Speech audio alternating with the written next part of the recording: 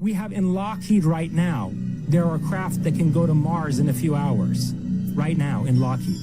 So how do you know what they have at JPL? How do you know they have... Not JPL, Lockheed. Lockheed. How do you know that Lockheed has this technology that we can get to Mars in a couple hours? Lockheed has, I think, some assets in Nevada, but they have a lot of corporate facilities in California, in the state of California. And supposedly, there is this shack on the side of a highway in California that looks like some nondescript warehouse, small warehouse. And you go into this warehouse, and the whole floor of the warehouse is an elevator. And it drops, Lord knows how many hundreds of feet, and you're inside of a, basically, a facility carved out of rock, deep underground. Yeah. And what this guy said is that they are not only reverse engineering craft from retrieved debris in this facility, but they're actually training pilots to fly them. And he told me that the main problem that they have in that training program is that the pilots experience extreme disorientation because of the warping of space-time by these craft. In other words, they discovered early on, and this is, I think, one of the main reasons, and we can get into this in much more depth if you want.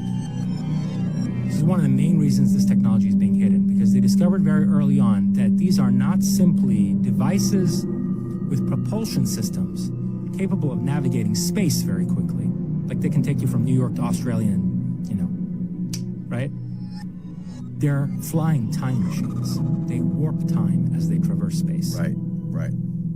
And our pilots don't know how to handle that. They have a very hard time. They get disoriented, temporally disoriented. They get like, their sense of the passage of time gets really messed with. So anyway, he told me he went down into this facility and that they're reverse engineering stuff and that they're trying to train pilots in how to fly these reverse engineered zero-point energy craft. But okay, what's the really important thing about that is that on a theoretical level about how UFOs are actually time machines.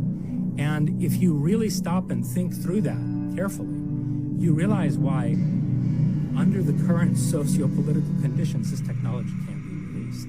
With the kind of society we have, domestically, globally, with the state that humanity is in at the present time, the release of that kind of technology into the public sphere would be utterly catastrophic, right? I mean, you can't give Tom, Dick, and Harry a time machine to put in their garage.